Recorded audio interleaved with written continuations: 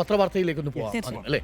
പ്രധാനമായും ഈ വാർത്ത തന്നെയായിരിക്കും എല്ലാ പത്രങ്ങളുടെയും പ്രധാനപ്പെട്ട ലീഡായിട്ടുള്ളത്. കാരണം ഈ പുൽവാമ ആക്രമണത്തിന് ശേഷം പ്രേക്ഷകർക്കറിയാവുന്നതുപോലെ പുൽവാമയിൽ 41 നമ്മളുടെ ധീരരായിട്ടുള്ള CRPF ജവാന്മാരെ വധിച്ചതിനു ശേഷം, കൊലപ്പെടുത്തിയതിനു ശേഷം പാകിസ്ഥാൻ്റെ ഭാഗത്തു നിന്നുണ്ടാവുന്ന ഭീകരവാദികളുടെ ഭാഗത്തു നിന്നുണ്ടാവുന്ന ഏറ്റവും ശക്തമായ ആക്രമണമാണ്. മാത്രവുമല്ല, പഹൽഗാമിൽ ഇത്രയും വലിയൊരു ആക്രമണം നടന്നിട്ടില്ല. അതാ 95-ൽ അന്ന് ഈ SSLC ഒക്കെ എഴുതുന്നതിന് തൊട്ട് മുമ്പാണ്, 8-9 ക്ലാസ്സിലൊക്കെ പഠിക്കുന്ന സമയത്താണ് ഈ പഹൽഗാമിലെ ഈ ടൂറിസ്റ്റുകളെ, വിനോദസഞ്ചാരികളെ അന്ന് തട്ടിക്കൊണ്ടുപോയിരുന്നു. 6ഓളം വിനോദസഞ്ചാരികളെ പഹൽഗാമിൽ നിന്ന് തട്ടിക്കൊണ്ടുപോയി.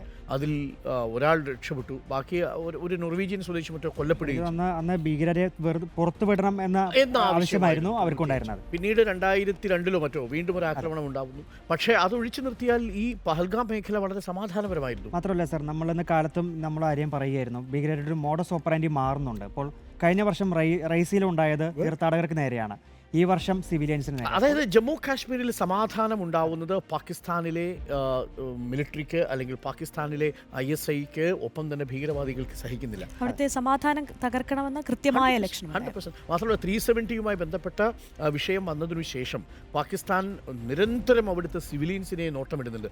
അതിനുവേണ്ടി തന്നെ രൂപം കൊടുത്തൊരു സംഘടനയാണ് the resistance. Lashkar E Taiba military പോസ്റ്റുകളിൽ ആക്രമണം നടത്തുമ്പോൾ അവരുടെ അനുകൂല സംഘടനയായ ദ റെസിസ്റ്റന്റ് ഫ്രണ്ട് എന്ന് പറയുന്ന സംഘടന സിവിലിയൻസിനെയാണ് താഴ്വരയിൽ. 2019-ലാണ് ഈ സംഘടന രൂപം കൊള്ളുന്നത്. ലഷ്കർ ഇ തോയ്ബയിൽ നിന്നാണ് ഈ സംഘടന പിന്നീട് പിളർന്നു മാറുന്നത്. ഇതിൽ ഏറ്റവും പ്രധാനപ്പെട്ട ഒരു കാര്യം ആ സമയമാണ്, തെരഞ്ഞെടുത്ത സമയം. നോക്കൂ, നമ്മുടെ ഇന്ത്യൻ പ്രധാനമന്ത്രി ഇന്ത്യയിലില്ല. എവിടെയാണ്? സൗദിയിലാണ്. 40 വർഷത്തിനു ശേഷം ഒരു ഇന്ത്യൻ പ്രധാനമന്ത്രി സൗദി സന്ദർശിക്കുന്ന സമയമാണ്. സൗദിയുടെ ഒരു പ്രത്യേകത എന്താണെന്ന് വെച്ചാൽ, സൗദി പാകിസ്ഥാൻ നടത്തുന്ന ഭീകരാക്രമണങ്ങൾക്ക് പിന്തുണ കൊടുത്തിട്ടില്ല. ആ പാകിസ്ഥാനെ ആ അർത്ഥത്തിൽ ഒറ്റപ്പെടുത്തുന്ന ഒരു രാജ്യമായ സൗദിയിലേക്ക് നമ്മുടെ പ്രധാനമന്ത്രി സന്ദർശനം നടത്തുന്നു. ISIക്ക് അവിടുത്തെ മിലിറ്ററി സംവിധാനത്തിന് പുറത്തുള്ള നിയന്ത്രണം നഷ്ടപ്പെടുത്തുമെന്ന തോന്നലുണ്ടാവുന്നു. JD വാൻസ് വൈസ് പ്രസിഡന്റ് ഇന്ത്യയിലുണ്ട്. അപ്പം ലോകത്തെ അറിയിക്കണം, ഇതാ എവിടെ സമാധാനമില്ല എന്നറിയിക്കാൻ വേണ്ടി നടത്തിയ ആക്രമണം. വാർത്ത ഇങ്ങനെയാണ് വിശദീകരിക്കുന്നത് പത്രം. കശ്മീരിൽ ഭീകരാക്രമണം, കൊല്ലപ്പെട്ടവരിൽ മലയാളിയും, 27 ടൂറിസ്റ്റുകളെ വെടിവെച്ചു കൊന്നു എന്നാണ് പ്രധാന വലിയ ബാനർ ഹെഡ്ലൈനായിട്ട് മനോരമ കൊടുത്തിരിക്കുന്നത്. പഹൽഗാമിൽ കൊല്ലപ്പെട്ടവരിൽ നവവരനും 2 വിദേശികളുമുണ്ട്. ഒരു ഇറ്റാലിയൻ പൗരനും ഒരു ഇസ്രായേലി പൗരനുമാണെന്ന്, ഒരു നേപ്പാൾ പൗരനും ഉണ്ട് എന്ന് സംശയമുണ്ട്. ഭീകരർ സൈനിക വേഷത്തിലാണ് എത്തിയത്. വെടിവെച്ചത് പുരുഷന്മാരെയാണ്. പുൽവാമയ്ക്ക് ശേഷമുള്ള ഏറ്റവും വലിയ ഭീകരാക്രമണമാണ്. അമിത്ഷാ ശ്രീനഗറിലെത്തി. മോദി സൗദിയിൽ നിന്ന് ഇന്നൊരു ദിവസം കൂടി സന്ദർശനം ഉണ്ടായിരുന്നു. അത് വെട്ടിച്ചുരുക്കി ഇന്നലെ രാത്രിയിൽ തന്നെ അവിടുന്ന് തിരിച്ചിട്ടുണ്ട്. വളരെ വേദനിപ്പിക്കുന്നതാണ്. മാതൃഭൂമിയിൽ എന്താണ്? മാതൃഭൂമിയിൽ ഒറ്റ വാക്കാണ് സാർ, കുരുതി. അത്രമാത്രമാണ്. അതിൽ എല്ലാം ഉണ്ട്, അർത്ഥമെല്ലാം ഉണ്ട്. കശ്മീരിൽ ഭീകരാക്രമണം. പക്ഷേ മാതൃഭൂമി 26 നിലവിൽ കൊടുത്തിട്ടുള്ളത്. എനിക്ക് തോന്നുന്നു അപ്ഡേറ്റ് ആയിട്ടില്ല ആ സമയത്ത്. മാത്രമല്ല, സൗദി സന്ദർശനം വെട്ടിച്ചുരുക്കി പ്രധാനമന്ത്രി മടങ്ങിയെന്ന് പറയുന്നുണ്ട്.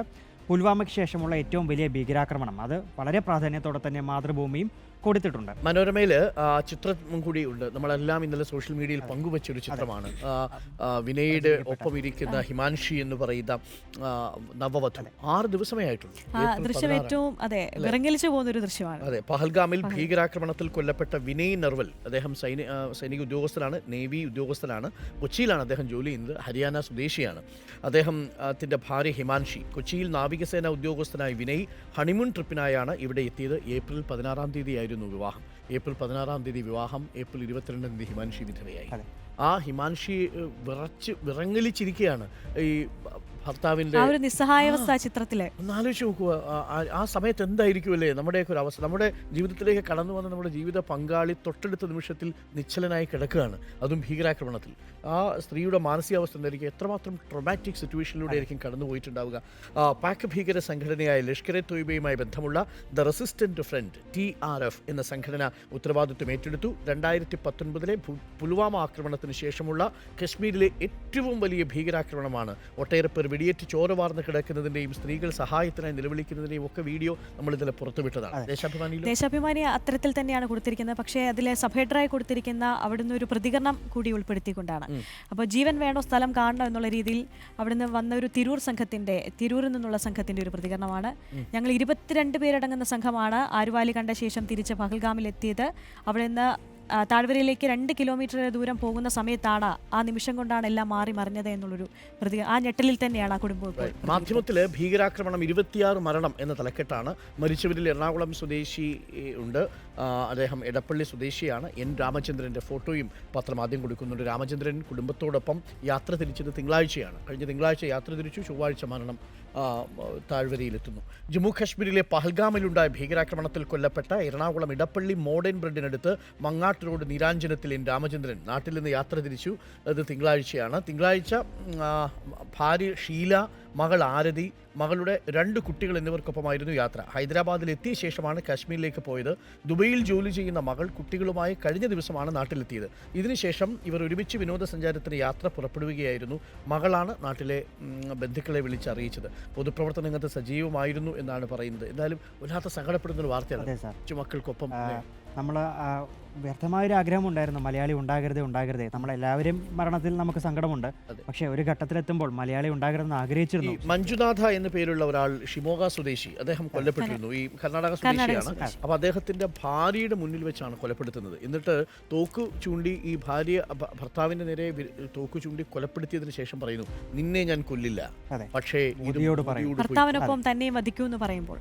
അപ്പം ഇവർ കരഞ്ഞു പറയാണ്, ഇനി എന്തിനാ എന്നെ ബാക്കി വെച്ചേക്കുന്നത്, എന്നെ വധിക്കൂ എന്ന് പറയുകയാണ്. പക്ഷേ പറയുന്ന സമയത്ത് ഭീകരർ പറയുന്നത്, നിന്നെ കൊല്ലില്ല, നീ പോയി മോദിയോട് പറയൂ എന്നാണ്. ഇവർക്കറിയില്ല ഇന്ത്യയുടെ സൈന്യത്തിന്റെ കരുത്ത്, അല്ലേ? എന്തായാലും നമ്മൾ എങ്ങനെയാണ് പുൽവാമയ്ക്ക് മറുപടി കൊടുത്തത് എന്ന് പ്രേക്ഷകർ കണ്ടതാണ്. ഹിന്ദു പത്രത്തിലേക്ക് എത്തിയാൽ 26 killed in Jammu Kashmir terrorist attack എന്ന തലക്കെട്ടാണ് കൊടുത്തിരിക്കുന്നത്.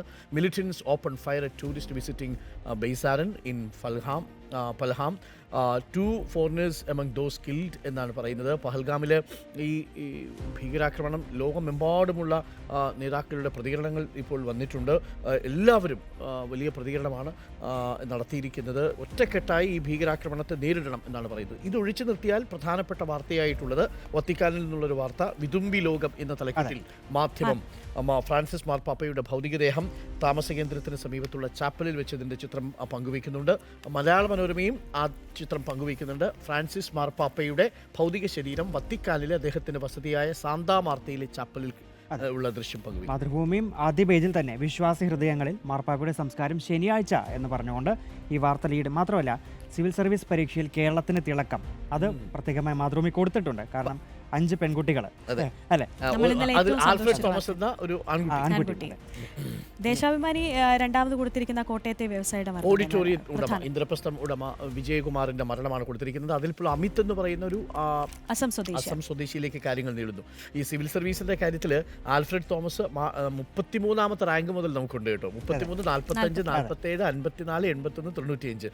ഇതിൽ മാളവിക ജി നായർ ഒരു കുഞ്ഞായിരിക്കുന്ന സമയത്താണ് പരീക്ഷ എഴുതാൻ പോകുന്നത്. അത് പ്രസവം കഴിഞ്ഞതിന് ശേഷം മറ്റുമാണ് പരീക്ഷ എഴുതാൻ പോകുന്നത്. എന്തായാലും മികച്ച വിജയമാണ് കേരളത്തിലെ ഉദ്യോഗാർത്ഥികൾ നേടിയിരിക്കുന്നത്.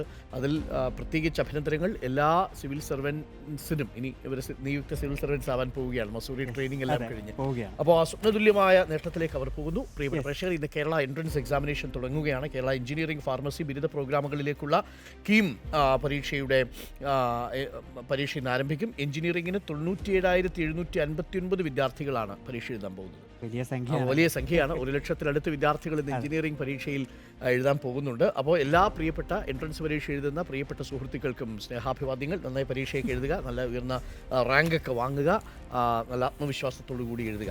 അപ്പോൾ ഇതൊക്കെയാണ് ഇന്നത്തെ പ്രധാനപ്പെട്ട വാർത്തകളായി നിൽക്കുന്നത്. നമുക്കിനി ഈ മണിക്കൂറിലെ പ്രധാനപ്പെട്ട തത്സമയ വാർത്തകളിലേക്ക് പോകണം. Thank you Arya, thank you Venkili. പ്രിയപ്പെട്ട പ്രേക്ഷകരെ, അല്പം സങ്കടത്തോടു കൂടിയാണ് നമ്മൾ ഈ വാർത്താ പ്രഭാതത്തിൽ നിൽക്കുന്നത്. ഈ മഴ പെയ്ത് തോരുന്നത് പോലെയുള്ളൊരു അവസ്ഥയാണല്ലോ. ഇങ്ങനെ നനഞ്ഞു നിൽക്കുകയാണ്. എന്താ പറയേണ്ടതെന്ന് അറിയില്ല. കാര്യം ഈ നഷ്ടപ്പെട്ടവരുടെ കുടുംബാംഗങ്ങളെക്കുറിച്ച് ആലോചിക്കുമ്പോൾ, പ്രത്യേകിച്ച് യാത്രയൊക്കെ ചെയ്ത് നമ്മളെ സംബന്ധിച്ച് ഇത്തരം കാഷ്വാലിറ്റി ഉണ്ടാകുന്നത് വല്ലാതെ വേദനിപ്പിക്കും. നമ്മുടെ മനസ്സിങ്ങനെ വല്ലാതെ ഒന്ന് നുറുങ്ങിപ്പോകുന്ന അവസ്ഥയുണ്ടാവും. എങ്കിലും നമുക്ക് വാർത്തകൾ പ്രേക്ഷകരിലേക്ക് എത്തിക്കണം.